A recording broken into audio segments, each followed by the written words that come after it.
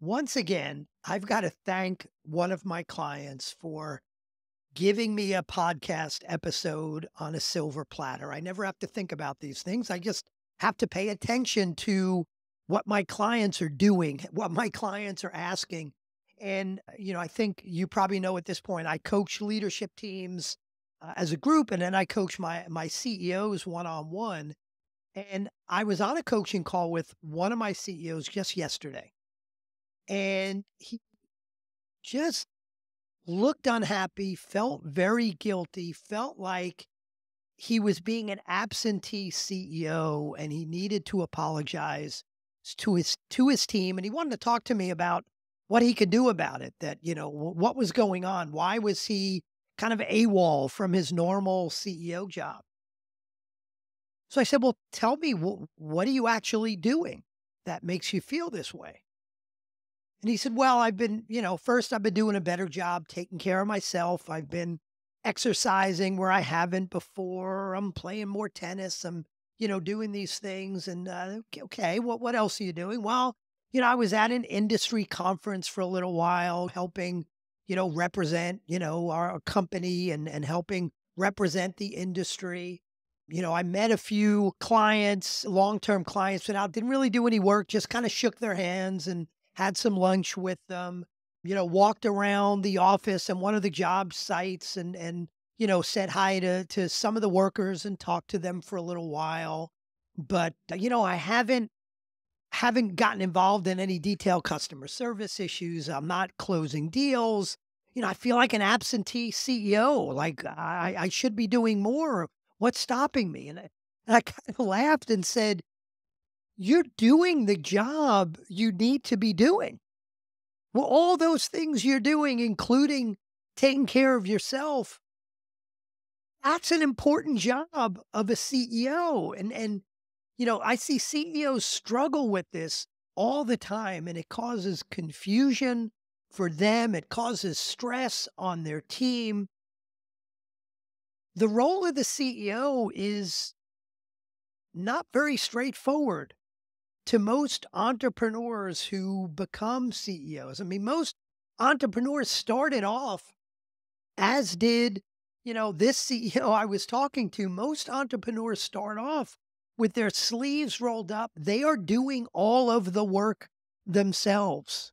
If they're in marketing, they're coming up with the marketing communications and the graphic design. If they're roofers, they're hammering nails up on a roof. They're doing the work themselves. And as the company grows and becomes more complex, and as their vision grows and becomes more complex, some of those same CEOs keep doing the same job they always did.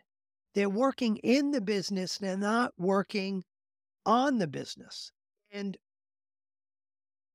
while I don't think most CEOs would admit to this, most CEOs that I speak to believe their job is to do everyone else's job.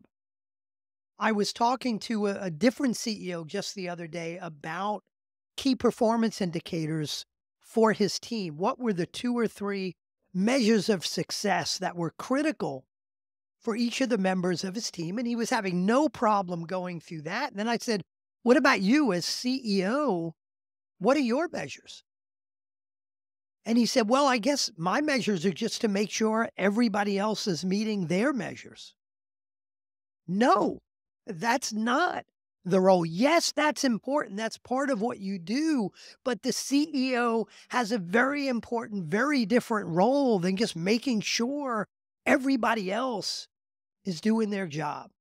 So, what I want to share with you in this episode is my view of 5 key roles of a CEO. Now, these 5 roles are critical, but depending on where your company is in its maturity, you may or may not be filling all these roles. Or if you're not the CEO and you're thinking about your CEO may or may not be filling all these roles right now because they're spending so much of their time with their sleeves rolled up working in the business. And these 5 roles I'm going to talk about are all about working on the business.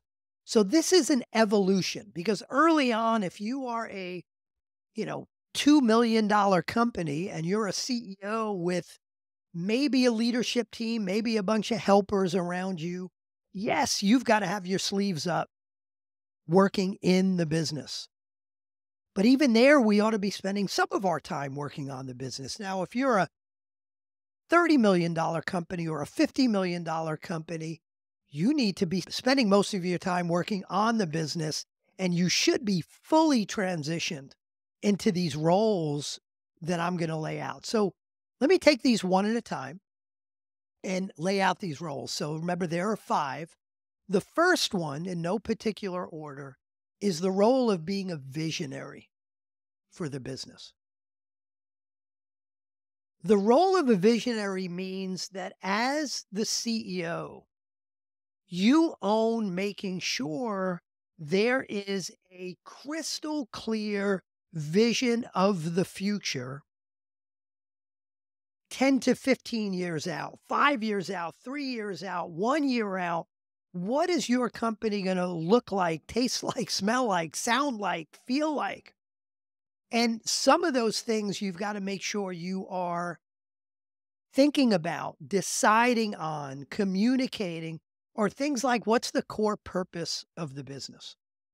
What's the why of your business? Your core purpose is not what you do, it's why you do it. So if you think about Starbucks, their core purpose is not a cup of coffee. Their core purpose is to be a third place, someplace that's not home, it's not work, it's this third place that people could escape. Disney's purpose is happiness. So as the visionary, you need to decide what's the purpose of your company. What's your 10 to 15 year big, hairy, audacious goal, that flag on top of the mountain, like Kennedy, JFK in 1962 saying, by the end of the decade, we're going to put a man on the moon. What's your version of man on the moon? Your version of flag on top of the mountain? What's your 3HAG, your 3-year highly achievable goal? Financially, in terms of big initiatives, what are you going to look like 3 years from now? What are things going to look like 1 year from now?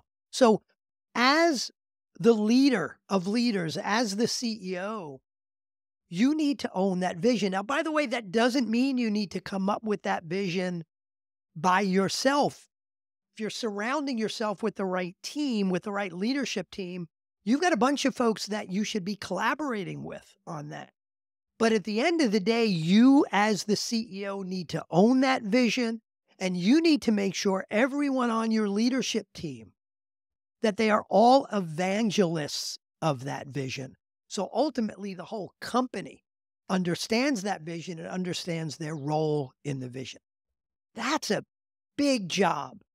And when you're busy working in the business, it's easy to forget that job, get caught up in the day-to-day, and there's no clear vision of the future. So job number 1 that the CEO needs to evolve into is visionary.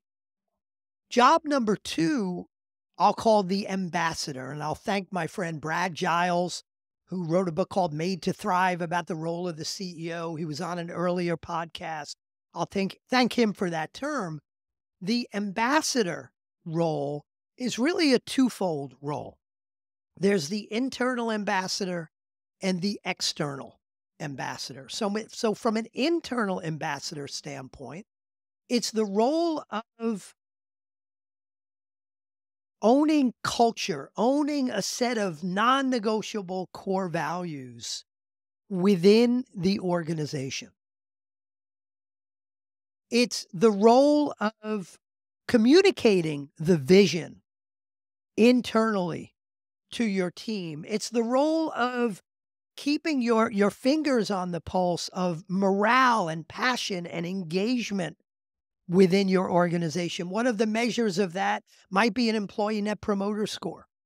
But an ambassador to the organization means even though you may not have your sleeves rolled up working in the business as much as you were before, that doesn't mean you're not talking to your people, meeting with your people, making sure you again, have your fingers on the pulse of what issues are out there that need to be dealt with. People ought to see you. You ought to be shaking hands within your organization and showing people that you're still there and you're still leading. You're just leading in a different way.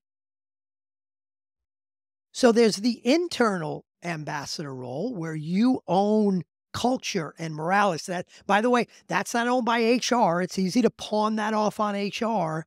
HR may be responsible for a lot of things in getting that done. But living the culture within the organization, the morale of the organization, the CEO is the model for that. So there's the internal ambassador role, and then there's the external ambassador role. External ambassador role has different components as well. It's you're the ambassador to your clients.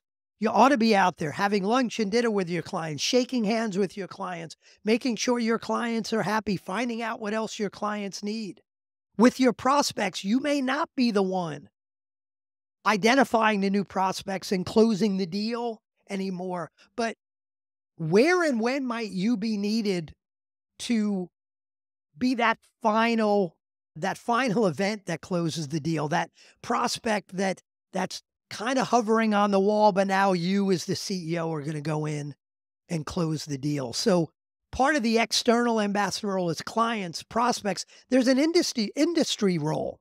When you are out at industry meetings, association meetings, that's not a waste of time. You should be out there in your role as ambassador, fighting for the industry, fighting for, regulations within the industry or the lack thereof, fighting for your company within the industry.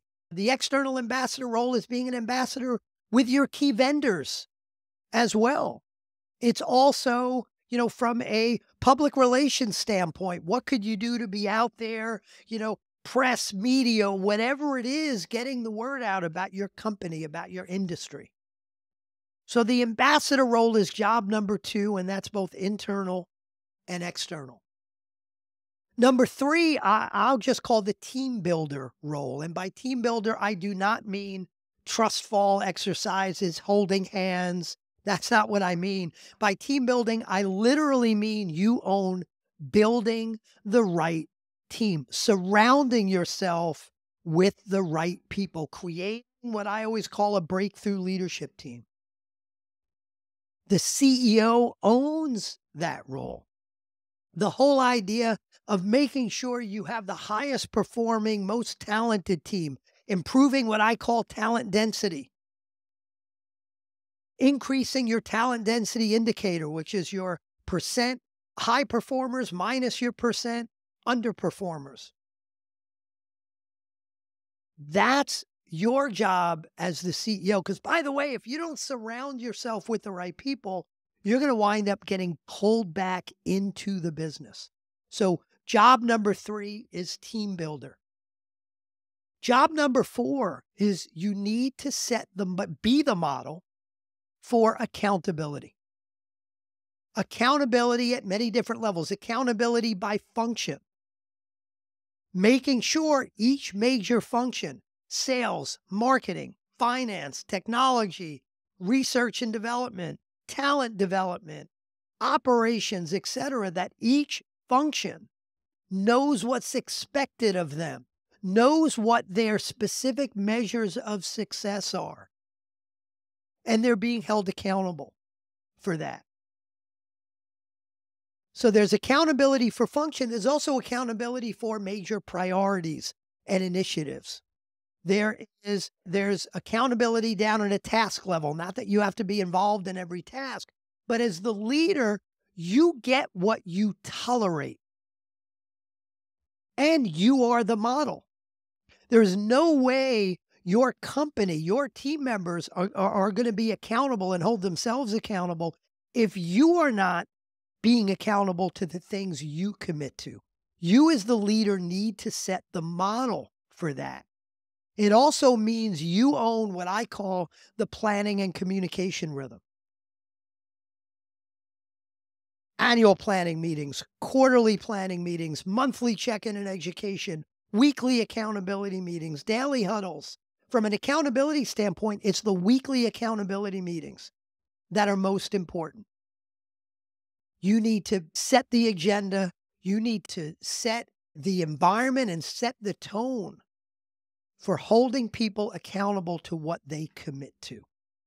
You get what you tolerate. So job number 4 is all about accountability.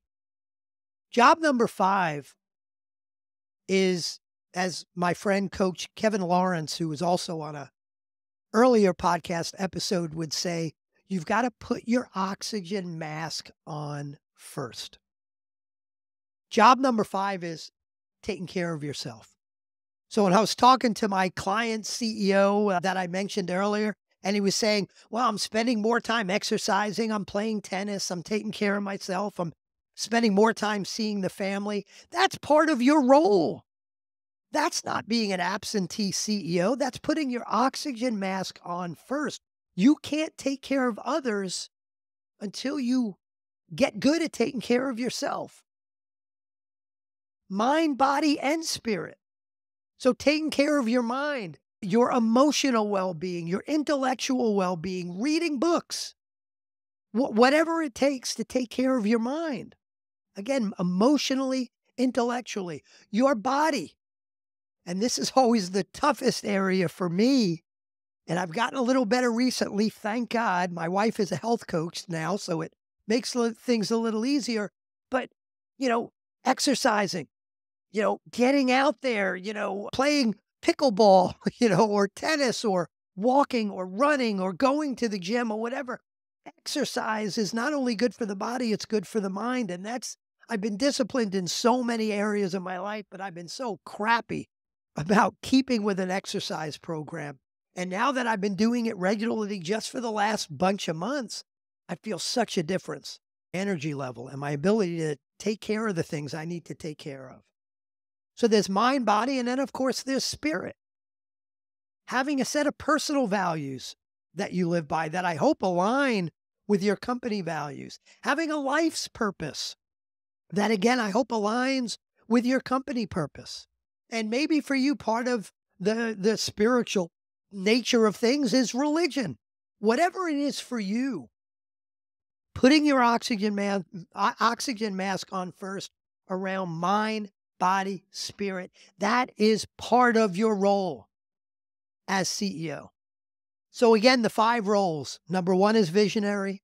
Number 2, ambassador. Within ambassador, that's both internal and external. Job number 3 is team builder. Job number 4 is you're setting the model for accountability. Job number 5 is put your oxygen mask on first. Take care of yourself. Now, in order to maintain these shifts from working in the business to on the business, you've got to have the right team. If you don't have the right team around you and you decide to spend your time being the ambassador, being the visionary, all those things, and you don't have the right team, you're going to find yourself getting pulled back into working on the business. And it's going to be very frustrating. And if you spend time being the ambassador and the visionary and you're not taking care of the business and nobody else is, your business is going to crumble.